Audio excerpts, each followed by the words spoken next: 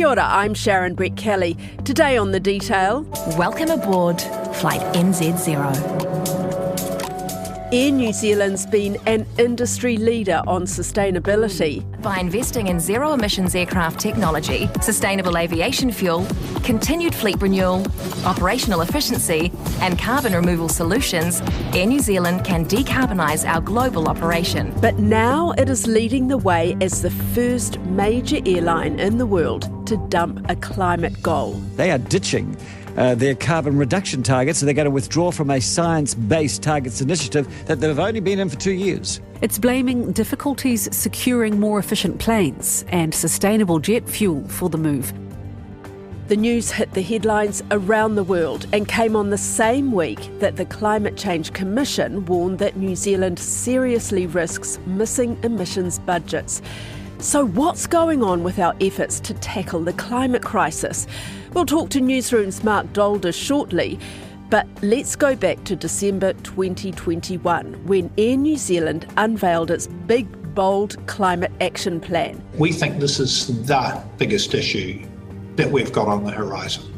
So COVID will do what COVID does, but I think the one that doesn't go away is sustainability. Newsroom's David Williams picks it up from here. It was, lockdown in 2021, and I know that their business had basically, it was well down, nearer zero than 100%. I mean, it just didn't make much of a splash with me back then. So it was kind of a surprise and a good reminder that that they had set these targets. But it came out of the blue, absolutely. The aim was to cut nearly 30% of the 2019 levels of, what are we talking about, carbon emissions? Yeah. By 2030. Yeah. Now it's come out saying that's not going to happen. It did seem ambitious at the time. I look back at some of the reporting and people were saying there are big issues here. When you're relying on mainly more and more efficient aircraft, that relies on you being able to source those. No one foresaw a pandemic getting in the way. But also the rise of sustainable aviation fuels.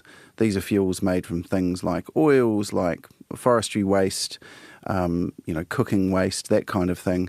Where do you find enough of that to supply aircraft, which are very fuel hungry? And they wanted to have 10% of their fleet fuelled by that by 2030. Our biggest asset to decarbonise will be sustainable aviation fuel, or SAF for short. Our aim is to have 10% of our total fuel uplift being SAF by 2030, increasing from there. And immediately people were saying there are big issues scientifically about scaling, but especially about cost. And if you think about airlines, particularly airlines that are listed companies that have to grow their revenue and their profits, where do you find that in ready supply when every airline is trying to find the same thing? And that's one of the biggest snags that they've hit. So the announcement from the chief executive, Greg Foran, is that there are two things here. It can't get the sustainable aviation fuel, and there just aren't the lower emissions planes around. That's right. And let's remember it's really a carbon intensity target, so it's efficiency of carbon as opposed to a raw reduction. But the new complement of planes, they are very efficient compared to the other ones.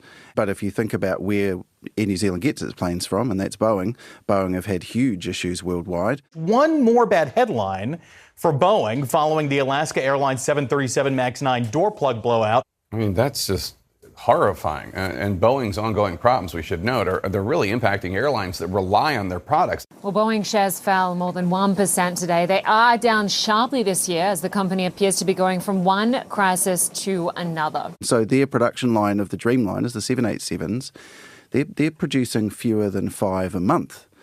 And if you think about how many airlines want some of those, again, they're hitting capacity issues, and Air New Zealand is in a long line of airlines that want some of these planes. Tell me about is it called the Science-Based Targets Initiative?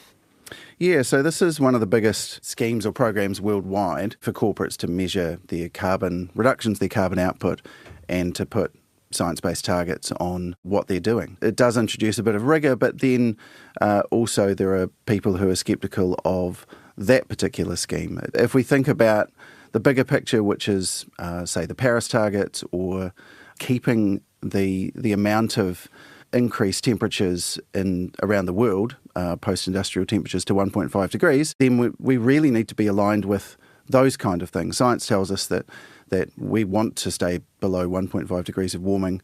Otherwise, there are going to be huge problems, and we've already seen huge examples.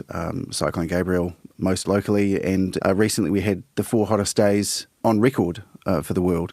So we're already seeing these problems, and the more that we warm the planet, the worse they're going to get. And so really the only metric that counts is, are we preventing warming, not whether we can still happily emit our carbon and go about our lives willy-nilly. We need to reduce carbon emissions, and offsets aren't going to do that alone. And this is a global initiative. I mean, I was doing a little bit of Googling on it. Oh yeah, more than 5,000 companies have signed up with this, and their market cap, so the value of their companies worldwide, is something like $46 trillion, so nearly half the global economy. So it's not only it's got science in the name, so people are drawn to it, but also a lot of companies want to act and look sustainable, and they're signing up to that too.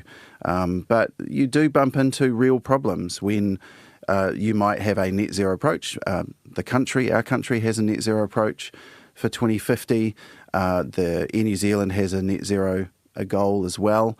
But there's an argument to say that if you just chug out the emissions, we're still going to have a lot of warming, and that causes a lot of problems. Interesting. You spoke to James Hyam, Professor James Hyam, who's sort of a tourism and travel professor, who says that aviation exceptionalism must end. What does he mean by that? Well, so 2 years later, Air New Zealand, after making this 2030 target, they announced they'd purchased their first electric plane. Air New Zealand's first next generation aircraft. Next generation because it's completely battery powered. We are acutely aware of our reliance on air travel and the responsibility that we have to decarbonise our operations. At the same time, Christchurch Airport was trumpeting an announcement about some environmental credential that they had. And it was at that time that he said, these targets and the claims by airlines and airports need a bit more scrutiny. And in fact, around the world, there have been rising claims in courts for greenwashing by airlines.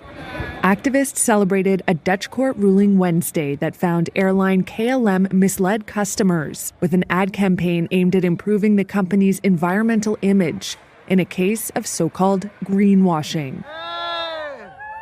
The decision is expected to serve as a benchmark for airlines on what they can say publicly about their efforts to reduce greenhouse gas emissions. He said, this is a real problem, and Air New Zealand may find itself under more scrutiny for its targets and its promotion of its environmental credentials, and he was right. And so I guess he's saying that it's very hard for an airline to claim environmental exceptionalism. It's not exceptional in terms of its ability to reduce its carbon footprint, or even the carbon footprint it has to start with. And so he would say there needs to be a bit more reality about what they're saying about their sustainability. Can we entirely blame these airlines? They make big profits when times are good. But what about the consumers? What about us, the customers? It seems like we're flying more than ever now, and we're demanding cheap airfares as well. All of that is true. The airlines are giving us what we want, and they have a big problem to face. Well, it's that kind of problem between what you can do individually about the climate and what you can do collectively, isn't it? You could argue that there could be, let's say, 10,000 people that decide not to fly. Well, will that make much of a difference to emissions? Probably not. And so you think, okay, there needs to be somewhat of a collective response, and where is the best place to do that? Well, you could argue that in a country like New Zealand, private companies actually need to step up here, and you could say that that's what Air New Zealand was doing, but now not so much. And so it comes down to government. So it comes down to who we vote for and the policies that they have. That's where things get confusing. We know that this government has dumped a lot of the previous government's climate policies. Then last week, we got a warning from the Climate Change Commission that we're seriously at risk of missing our emissions targets. And to make things worse, there was a story that CO2 levels are at a record. Well, here to untangle it all is Newsroom's Mark Dolder. The story that you're talking about there is about the amount of carbon dioxide measured in the atmosphere. And so that's a result not just of New Zealand's emissions, even though the measurement was taken in New Zealand, but globally, because over time all of the carbon that's burned is released into the atmosphere and it kind of mixes and averages out. So that's a kind of unsurprising finding. Year after year, we're continuing to see record levels of carbon dioxide in the atmosphere, and that will keep happening until we stop adding CO2 to the atmosphere. Even when our emissions are going down, we'll still be cumulatively building up the total concentration of CO2 in the atmosphere, if that makes sense. Yep, okay. On the other stuff, you're right. It's often a nuanced picture, because we can have news that sounds optimistic and good, and sometimes in the same reports even news that sounds pessimistic and bad. So, you have a Climate Change Commission report that came out on Tuesday, and that report said, on the one hand, New Zealand's emissions have fallen every year in a row since 2019. They fell in 2020, they fell in 2021, they fell in 2022, and they still fell again in 2023, based on the kind of, at least the rough numbers that we've got at the moment. That same report says we're maybe on track to meet our near-term emissions targets, but we're not on track to meet our medium and long-term emissions targets. So even that one report has messages that are more complex than we want to hear either we're doing really well or we're not doing really well. But the message often takes a little bit more nuance than that. And why aren't we on track for our medium-term levels? In terms of those targets, they're ambitious, right? They don't just require us to cut our emissions a little bit. They require us to get very steadily on a path to hitting net zero emissions in 2050, which requires really deep cuts to the climate pollution we produce from transport, from energy, from industry, from waste, from households, from buildings and construction sectors. Basically, all of the non-agriculture sectors, because agriculture isn't covered by our net zero target, need to be making really steep reductions. So we can be making progress like we are by cutting emissions for 4 years in a row, but it can still not be enough progress to put us on track for hitting that net zero target in 2050. Does that make sense? Yes, it does make sense. But at the same time, we've got this coalition government that seems to have undone a lot of the previous government's policies in this area. And yet what you're saying is, they were working, weren't they? Because we were on target. Yeah. A lot of the reductions that we've seen in recent years, the Climate Change Commission has determined that most of those are not due to government policy. Partly things like 2020 and 2021, that's due to lockdowns. And then after that, it's due to decisions by the private sector or broader global economic factors that have influenced some of the decisions that have been made. So, for example, there are some really steep reductions in 2022, but partly that was because the steel mill produced less steel that year than in normal years. That's not likely to be the case going forward. The Marsden Point oil refinery was shut down. That cut emissions, but that's not due to government policy. And obviously it's not something we can keep doing because we've only got one refinery to shut down. And there was a lot of rain in 2022 and last year as well, which meant that our hydropower lakes were really full, and so we could use those to generate electricity through the winter rather than having to rely on burning coal or gas. So these are the sort of factors that led to those reductions. It doesn't mean that the reductions aren't real. They are, and to some extent those are signals of a broader kind of global decarbonization journey. But how much can be attributed directly to government policy? It's only a very small portion.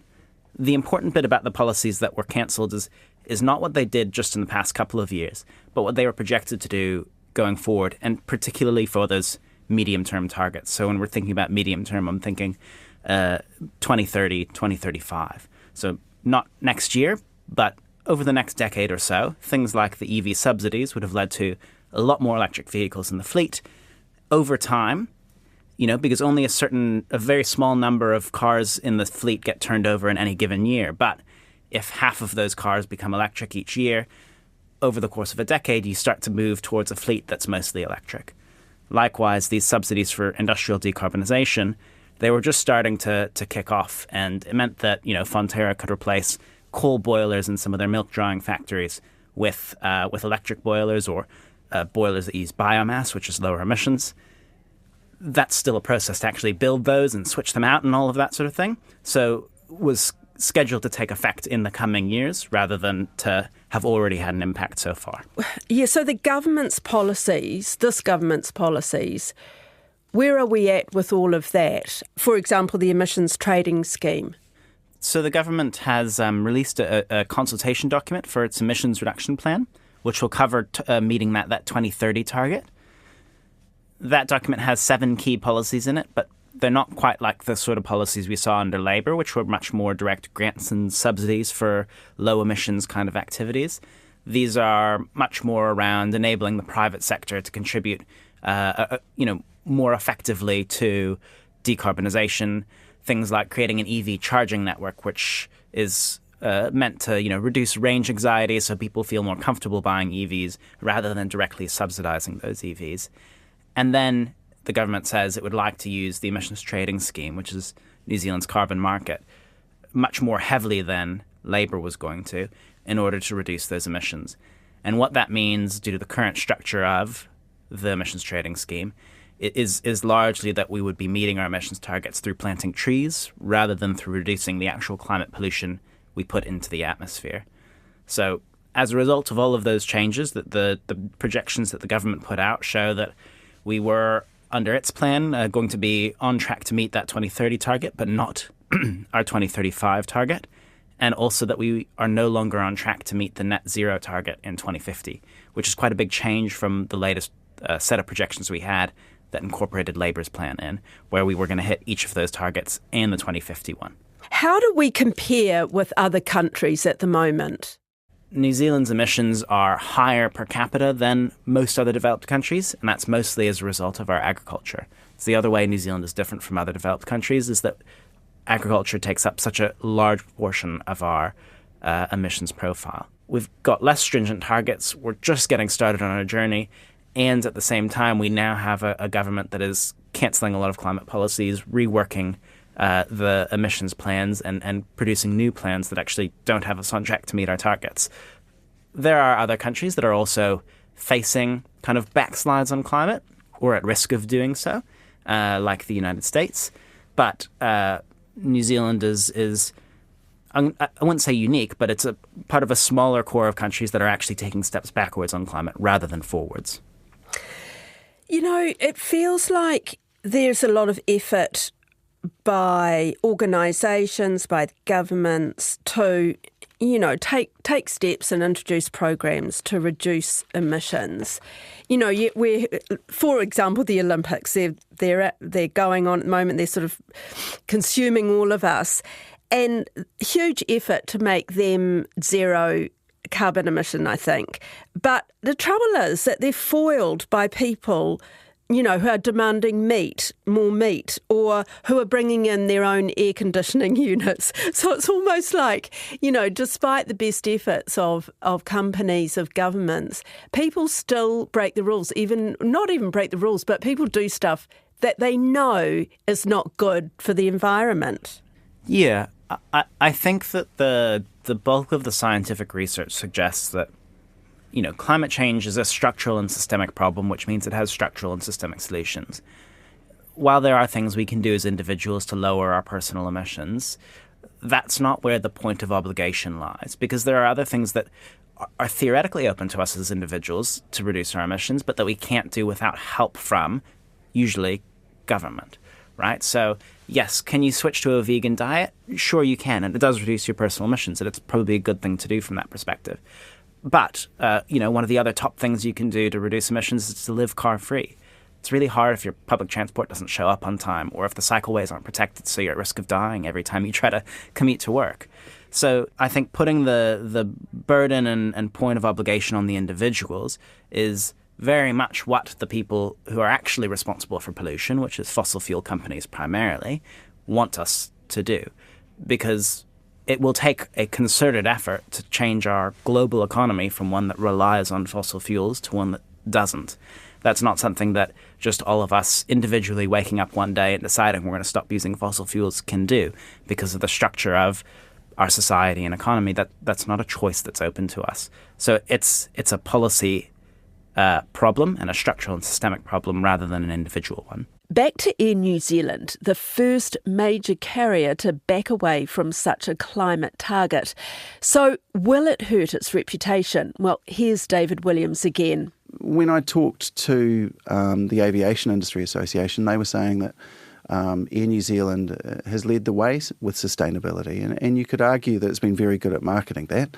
It certainly was a world leader, I think, that's what they told me, for offsets. So the idea that if you were to buy your flight, there's a little tick box at the bottom and says you can offset your emissions, and we'll pay for some trees to be planted, and everything will be hunky-dory.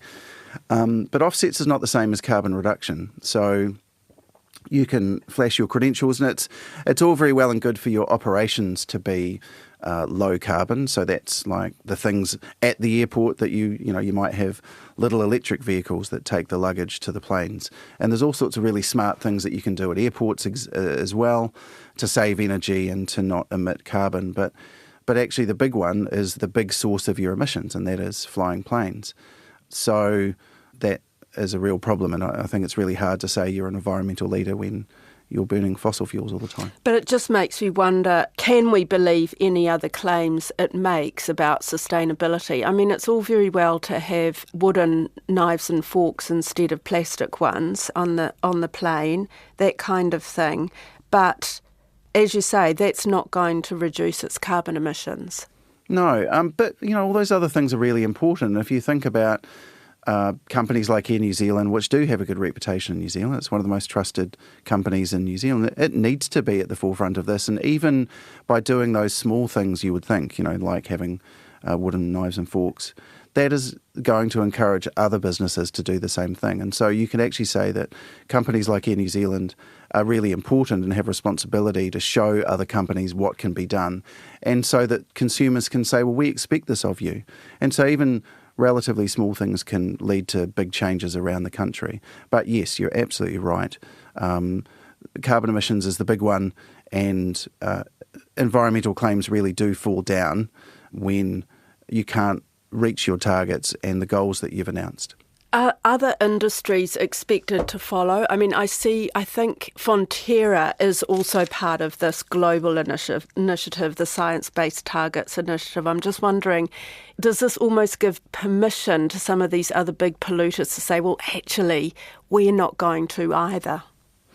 Well, you'd think that other companies are watching what's happening here, and I think it will rely on what the blowback is. If there's no blowback and people just happily keep buying their plane tickets and aviation use, or the use of planes domestically and internationally goes up, well, they'll say, well, what does it matter? People don't care, so let's just make more money.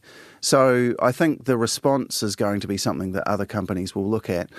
The other thing that has been said is that if you look at the coalition government's policies, there's a lot of ripping up of previously environmentally positive policies and not a lot in the other direction. The Climate Change Commission this week gave a report card, and it was fairly sobering and grim about the targets that we have and our ability to meet them. And a lot of that comes down to the ambition and the goals of this government and our two big emitters, so that's transport, and that includes aircraft, aviation, but also agriculture. If we're not tackling those, then New Zealand will keep going backwards, and already we have one of the worst records in the OECD in terms of reducing our emissions. That's it for today. The Detail is a newsroom production supported by RNZ and New Zealand On Air. This episode was engineered by William Saunders and produced by Alexia Russell. Thanks to newsroom reporters David Williams and Mark Dolder. I'm Sharon Brett Kelly. Mā te wā.